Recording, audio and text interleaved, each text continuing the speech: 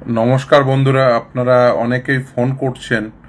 বিশেষ করে আজকে যে ঘটনা ঘটেছে, বিশেষ করে সাংবাদিক বন্ধুরা, তাদের উপর যে আক্রমণ নামিয়ে আনা হয়েছে এবং বঞ্চিত চাকরি প্রাপক এবং চাকরি প্রার্থী উভয়ের উপরেই তো আক্রমণ নামিয়ে এনেছে। কিন্তু আজকের যে আক্রমণ সেটি একেবারেই চাকরি প্রাপক যারা ছিলেন, যারা চাকরি হারিয়েছেন, তাদের উপরে যে বর্বরচিত আক্রমণ করা হয়েছে পুলিশের পক্ষ থেকে। এবং বিশেষ করে তার আগে তৃণমূলের এক নেতা, তিনি আসলে যেভাবে তিনি শুরুটা করে দিয়েছেন, পুলিশ তারই একটা, আপনি বলতে পারেন দ্বিতীয় অধ্যায়, সেটা পুলিশ ঘটালে।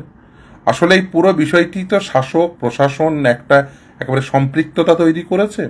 একটি প্রাতিষ্ঠানিক দুর্নীতি হয়েছে এবং সেই দুর্নীতিটি হয়েছে মূলত ব্যক্তি স্বার্থ চরিতার্থ করার জন্য। এই ব্যক্তি স্বার্থ কাদের, সকলেই বুঝতে পারছেন। এই ব্যক্তি স্বার্থটি হচ্ছে সেই সমাজের সেই সমস্ত রাজনৈতিক নেতৃত্বের, যারা ভোট পেয়ে নির্বাচিত হয়ে প্রশাসনিক ক্ষমতার অপব্যবহার করে দুর্নীতি করেছেন, প্রশাসনিক অদক্ষতার পরিচয় রেখেছেন এবং দুর্নীতি পরায়ণ এবং দুর্নীতিগ্রস্ত হওয়ার জন্য তারা প্রতিষ্ঠানকে ব্যবহার করেছেন এবং প্রাতিষ্ঠানিক দুর্নীতি করেছেন। খুব স্বাভাবিকভাবে এই প্রাতিষ্ঠানিক দুর্নীতি যারা করেছেন তারা যেমন যুক্ত রয়েছেন, সেরকম প্রতিষ্ঠানগুলোর সঙ্গে যারা সংশ্লিষ্ট রয়েছেন তারাও যুক্ত রয়েছেন।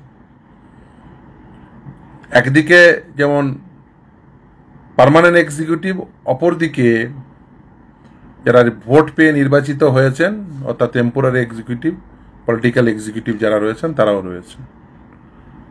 এই নিয়োগ প্রক্রিয়ায় কি হয়েছিল? আসলে এই নিয়োগ প্রক্রিয়ায় হয়েছিল দুর্নীতি, এবং এই নিয়োগ প্রক্রিয়ার প্রতিটি ধাপে দুর্নীতি হয়েছে প্রাতিষ্ঠানিক ক্ষমতাকে ব্যবহার করে। এবং তারা যখন দেখেছেন, সেটি তারা ভেবেছিলেন কোনোদিন ধরা পড়ব না, কিন্তু আদালতের সামনে এই মামলাগুলো চলে আসার জন্য এবং বিশেষ করে এই নিয়োগ পর্বের একেবারে শেষ পর্যায়ে তারা একেবারে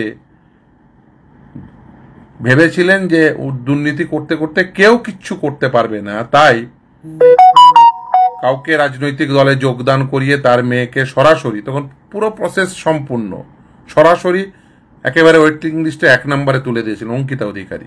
সেখান থেকেই প্রথম এই দুর্নীতিটা জানা যায়। আসলে সকলেই বুঝতে পারছিলেন যে নিয়োগে দুর্নীতি হচ্ছে, কিন্তু সেটি চাক্ষুষ হয়ে যায়। তারপরে তারা আন্দোলন শুরু করে। আন্দোলনের এক শ্রেণীর নেতৃত্বকে সেই সময় মমতা বন্দ্যোপাধ্যায় হাত করে নেন, দুর্নীতির অংশ করিয়ে নেন, র্যাঙ্ক জাম্প করে তাকে চাকরি দেন, তাদেরকে চাকরি দেন। এইভাবে দুর্নীতির তিনি শাখা প্রশাখা ছড়িয়েছিলেন এবং ভেবেছিলেন ওই কয়েকজনকে একটু উৎকোচ দিয়ে, মানে যারা একটু চিৎকার চেঁচামেচি করছে তাদের কয়েকজনকে দুর্নীতির অংশ করিয়ে নিয়ে এই দুর্নীতিটা ধামাচাপা দেব। কিন্তু আদালতের সামনে সেগুলো এসে যাওয়া, মামলা করার ফলে আমরা মামলা করি, যারা বঞ্চিত চাকরি প্রার্থী ছিলেন তারা মামলা করেন, তার ফলে পুরো বিষয়টি উন্মোচিত হয়। তারপরে তারা দেখলেন, এই মমতা বন্দ্যোপাধ্যায়রা, যে পুরো বিষয়টি তো উন্মোচিত হয়ে গেছে, তাহলে কি করতে হবে?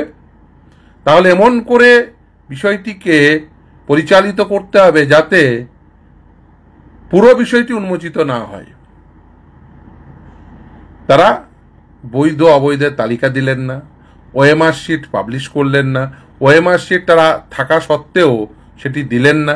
এবং আজকের দিনে দাঁড়িয়েও যেখানে ওএমআর শিট পাবলিশ করার নির্দেশ কলকাতা হাইকোর্ট দিয়েছেন, সেই নির্দেশকে আপহেল্ড করেছেন সুপ্রিম কোর্ট। আমরা চাইছি ওএমআর শিট পাবলিশ হোক।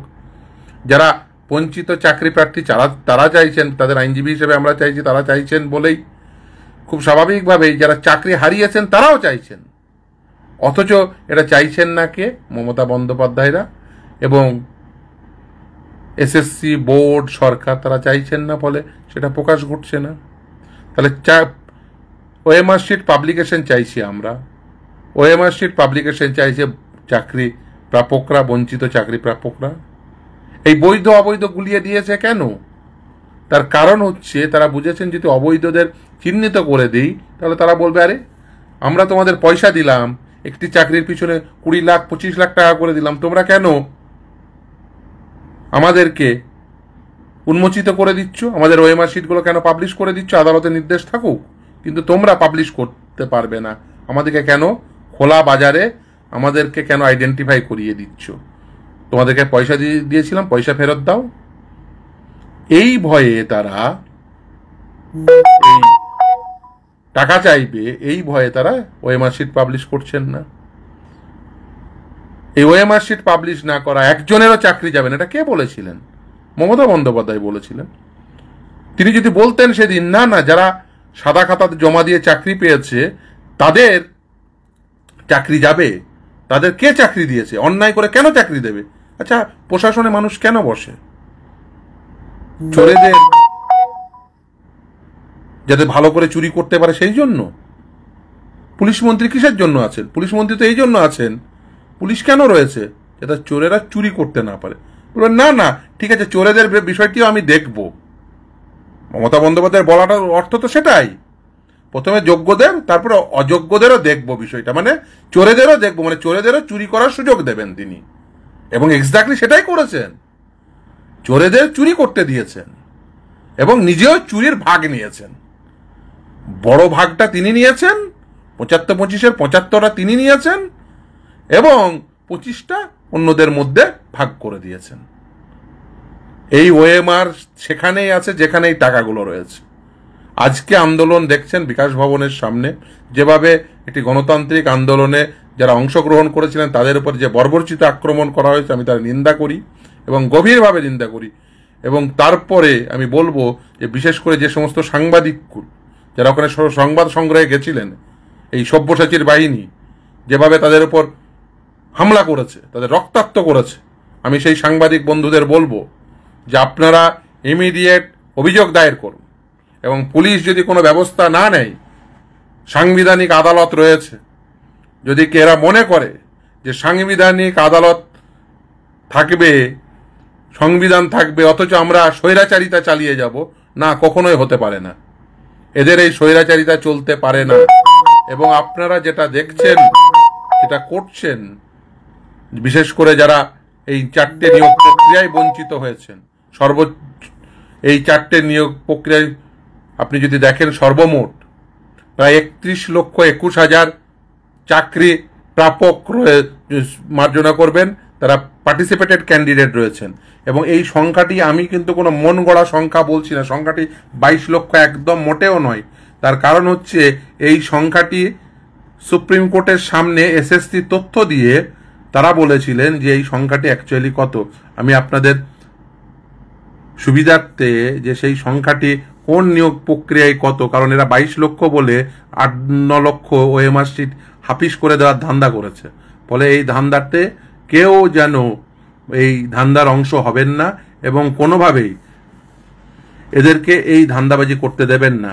এই দেখুন, আমি আপনাদের জ্ঞাতার্থে জানাচ্ছি, কারণ যেহেতু আমার সামনে আইপ্যাডটা আছে এই মুহূর্তে, কারণ আগামীকাল ডিএ মামলা, ফলে সেই ডিএ মামলার প্রিপারেশন নিচ্ছিলাম এই আইপ্যাডে, যেহেতু এই তথ্যগুলো রয়েছে, কারণ এসএসসির সামনের মামলা এই তথ্যাদিও এখানেই আছে।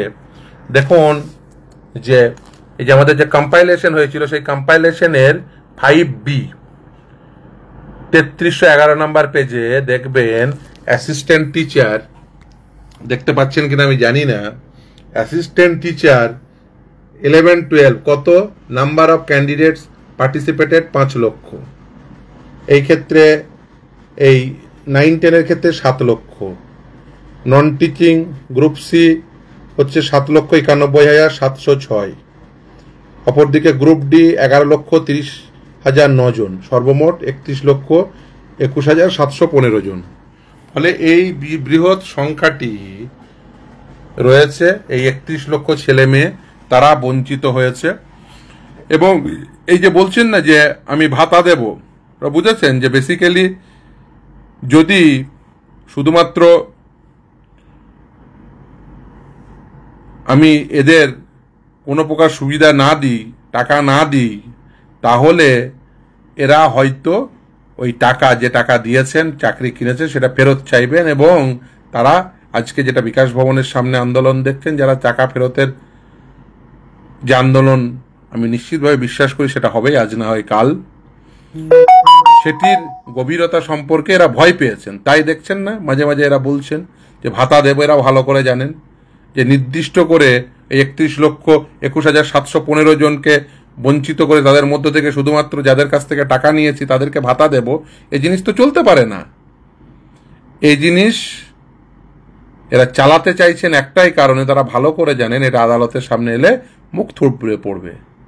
আমরা বলছি যে না, যে মমতা বন্দ্যোপাধ্যায় যাদের কাছ থেকে টাকা নিয়েছেন শুধুমাত্র তাদের টাকা দেবেন সরকার, জনগণের ট্যাক্সের টাকা, তা হবে না। এই 31,21,715 জন যাদের অ্যাডমিট কার্ড রয়েছে তাদের প্রত্যেককে ভাতা লাগবে, কম্পেনসেশন লাগবে মাসে 50,000 টাকা করে। এবং আমি দৃঢ়ভাবে বিশ্বাস করি আজ না হয় কাল এই আন্দোলন আরো তীব্রতর হবে। এই গণতান্ত্রিক আন্দোলন আরো তীব্রতর করতেই হবে। তার কারণ প্রতিষ্ঠানগুলো বাঁচাতে হবে। এই মমতা বন্দ্যোপাধ্যায়রা ক্ষমতা পেয়ে এই প্রতিষ্ঠানগুলোকে নষ্ট করেছে, একটার পর একটা প্রতিষ্ঠানকে নষ্ট করে। এই এসএসসি, সেই এসএসসিতে প্রতি বছর হতো। এই এসএসসি তারা প্রতি বছর যোগ্য বৈধ শিক্ষকদের তারা সিলেক্ট করত, সেখান থেকে শিক্ষক হিসেবে রেকমেন্ড হতো, তারা শিক্ষক হিসেবে অত্যন্ত সুনামের সঙ্গে কাজ করত বামফ্রন্ট আমলে। কি এমন হলো মমতা ব্যানার্জি ক্ষমতায় এলো আর সকলে দুর্নীতিগ্রস্ত হয়ে গেল? আসলে তা নয়, উনি বেছে বেছে দুর্নীতিগ্রস্তদের নিয়ে এসে চেয়ারে বসিয়েছেন। ওনারই তো আবিষ্কার মানিক ভট্টাচার্য, মানিক রত্ন, এদের তো উনি এনেছেন। সুবীরেশ, ডক্টর শান্তি প্রসাদ, পার্থ চ্যাটার্জি, উনি বেছে বেছে বাজার থেকে যে ওর স্বার্থ কে কে চরিতার্থ করবে, বাজার থেকে কে কে ওর জন্য ভালো এজেন্ট হবে, ভালো টাকা তুলে দেবে, মমতা ব্যানার্জি ওই বেছে বেছে এজেন্ট বানিয়েছেন, এজেন্টদের পদে বসিয়েছেন, টাকা তোলার এজেন্টদের। মমতা ব্যানার্জির ওটাই ওর একমাত্র লক্ষ্য, রাজনীতিকে ব্যবহার করে ব্যক্তি স্বার্থ চরিতার্থ করা। এবং তিনি সেটাই করে গেছেন। তার ফলে প্রতিষ্ঠানগুলো একটার পর একটা সেগুলোকে কোলাপস করার সমস্ত রকম বন্দোবস্ত করেছেন, সেগুলোকে দুর্নীতিগ্রস্ত করেছেন, প্রাতিষ্ঠানিক দুর্নীতি করেছেন। অনেকেই বলছেন যে ডিএ মামলা নিয়ে অনেকেই খোঁজ নিচ্ছেন। আগামীকাল ডিএ মামলাটি টপ অফ দ্য বোর্ড, যদিও দেখবেন নাম্বার হিসেবে অনেক পরে থাকলেও, কারণ এর আগের দিনই বলেছেন টপ অফ দ্য বোর্ড, কারণ আপনারা জানেন যে সকালবেলায় সিকুয়েন্স সেটা পাবলিশ হয়। তাহলে আমরা আগামীকাল যখন সকালে সিকুয়েন্স হবে তখনই আমরা বুঝতে পারবো যে কখন মামলাটি নেবেন। ফলে খুব স্বাভাবিকভাবে যারা ডিএ নিয়ে এখানে প্রশ্ন করছেন তাদের জ্ঞাতার্থে জানাই যে ডিএ মামলাটি আগামীকাল নিশ্চিতভাবে আছে এবং ডিএ মামলারই প্রিপারেশন নিচ্ছিলাম। ফলে খুব আগামীকাল সকালবেলায় যে ডিএ মামলাটি হবে আমরা আশা করব যে 6 বার জিতেছি, আগামীকালও নিশ্চিতভাবে সেই তার শুনানি হবে। কারণ আপনি জানিয়ে অনেকেই ফোন করছেন যে এই ডিএ মামলাটি নিয়ে তারা উদ্বিগ্ন, তারা অনেকেই জানতে চাইছেন। নিশ্চিতভাবে আগামীকাল ডিএ মামলা হবে, আশা করব হবে। এবং আমরা 6 বার জিতেছি, আবারও জিতব এই আশা রয়েছে। আমি একটা কথা নিশ্চিতভাবেই বলতে চাই, আজকের যে ঘটনা ঘটেছে সেই ঘটনা নক্কারজনক, তা গণতন্ত্রের লজ্জা। এই প্রাতিষ্ঠানিক দুর্নীতি আটকাতে এই শুধুমাত্র এই গণতান্ত্রিক আন্দোলনে শুধুমাত্র চাকরি হারারা করলে হবে না, তাদের সঙ্গে কাঁধে কাঁধ মিলিয়ে চাকরি প্রার্থী যারা রয়েছিলেন এই 31,21,715 তারা প্রত্যেকে গর্জে উঠুন। শুধু তারা কেন, প্রাথমিকের টেট 2014 বঞ্চিত প্রাথমিক চাকরি প্রার্থীরা, টেট 2017 বঞ্চিত প্রাথমিক চাকরি প্রার্থীরা, বিশেষ করে টেট 2022 তাদের একটা নিয়োগ প্রক্রিয়াই হলো না। প্রতি বছর এসএসসি, প্রতি বছর টেট, প্রতি বছর চাকরি, কেন হবে না? পিটিআর রেশিও সব থেকে খারাপ, কিন্তু তিনি তা করবে না। তিনি একটাই ধান্দাবাজি, কি করে বাজার থেকে টাকা তুলবো। এখন তিনি করাবেন না কেন নিয়োগ? তার কারণ এখন লোকে যেহেতু হাইকোর্ট সুপ্রিম কোর্টে মামলায় বুঝেছেন যে টাকা দিয়ে চাকরি নিলে চাকরি চলে যায়, ফলে কেউ আর এদের কাছ থেকে টাকা দিয়ে চাকরি কিনবে না। তাই এরা এখন চাকরি বিক্রি করতে পারবে না বাজারে বলে, তাই এরা চাকরি নিয়ে দেখুন টাল বাহানা করছে, চাকরি কোনো নিয়োগের বিজ্ঞপ্তি দিচ্ছে না। কেন? তার কারণ এরা জানে চাকরি বিক্রির বাজার নেই। এই বাজার যখন তৈরি হবে এরা আবার বাজার তৈরির চেষ্টা করছে চাকরি বিক্রির। আমি প্রত্যেককে বলে দিচ্ছি যে এদের কাছ থেকে কেউ চাকরি কিনবেন না টাকা দিয়ে, ঘুষের টাকা দিয়ে। কেউ জমি বিক্রি করে, বাড়ি বিক্রি করে টাকা দিয়ে এদের কাছ থেকে চাকরি নেবেন না। চাকরি নিলেই চাকরি যাবে এবং আপনাদের মাইনের টাকা ফেরত লাগবে। আর হ্যাঁ, অনেকেই লিখছেন অ্যাডমিট কার্ড থাকলে, হ্যাঁ নিশ্চিতভাবে আপনারা যে আন্দোলন শুরু করেছেন, যে অ্যাডমিট কার্ড আছে, আমরা যোগ্য, আমরা বঞ্চিত, আপনারা প্রত্যেকেই বঞ্চিত। ভাতা দেবো বলেছে, ওকে ভাতা দিতে হবে। ও যতক্ষণ পর্যন্ত না উনি ভাতা দিচ্ছেন, যতক্ষণ পর্যন্ত না উনি দিয়ে দিচ্ছেন, যতক্ষণ পর্যন্ত উনি চাকরি দিচ্ছেন, ততক্ষণ পর্যন্ত না পদত্যাগ না দেশত্যাগ। কারণ আমাদের গভীরভাবে পর্যবেক্ষণে রাখতে হবে একে। যে কোনো সময় দেশত্যাগ করতে পারে বা পদত্যাগ করে দেশত্যাগের বন্দোবস্ত করতে পারে। আমাদের গভীরভাবে পর্যবেক্ষণে রাখতে হবে কোনোভাবে যাতে দেশত্যাগ না করতে পারে। তার কারণ আমাদের ওর কাছ থেকে অনেক কিছু পাওয়ার রয়েছে। বিশেষ করে এই যারা ধরুন টাকা দিয়ে চাকরি পেয়েছে তাদের আন্দোলন করতে হবে। তারা সব জমি বিক্রি করা টাকা, এ মামদোবাজি নাকি? গ্রামের গরিব ছেলেটি তার বাবার 4 বিঘা জমি বিক্রি করে চাকরি দিয়েছে, সেই জমি টাকা নিয়ে যাবেন না আপনারা? যে ঘাট থেকে আপনারা প্রত্যেকের ঘাট থেকে ওই আপনাদের জমি বিক্রি করা টাকা নিয়ে যাবেন। আপনার বাবার পেনশনের তার চাকরি শেষ হয়েছে, চাকরি শেষ হয়ে যাওয়ার পরে যে টাকাটুকু পেয়েছে, পেনশন পাওয়া বাবা, তিনি বেকার যুবক ছেলেটির বা মেয়েটির মুখে হাসি ফোটানোর জন্য তার সর্বশেষ সঞ্চয়টুকু এদের এই দালালগুলোর হাতে তুলে দিয়েছিলেন। সেই টাকা ফেরত নিতে হবে না? নিশ্চিতভাবে ফেরত নিতে হবে। আপনারা চিন্তা করবেন না, আপনারা কোনোভাবেই ভেঙে পড়বেন না। সকলে কাঁধে কাঁধ মিলিয়ে, এই 31 লক্ষ ছেলে সকলে কাঁধে কাঁধ মিলিয়ে এই টাকা ফেরত নিতে হবে। কাঁধে কাঁধ মিলিয়ে এদের এই প্রতিষ্ঠানগুলোকে, দুর্নীতিগ্রস্ত প্রতিষ্ঠানগুলোকে দুর্নীতিমুক্ত করতে হবে। কারণ এই প্রতিষ্ঠান সকলের, জনগণের প্রতিষ্ঠান। এই জনগণের প্রতিষ্ঠানকে রক্ষা করার দায়িত্ব জনগণকে নিতে হবে, কাঁধে তুলে দিতে হবে। এবং এই যে টাকা এরা নিয়েছে, এই টাকা জনগণকে সঙ্গে নিয়েই আদায় করতে হবে। যেখানে টাকা আছে সেখানেই ওএমআর রয়েছে। ফলে জনগণকে কাঁধে কাঁধ মিলিয়ে, প্রতিটি জনগণকে, এখানে লজ্জার কোনো বিষয় নেই।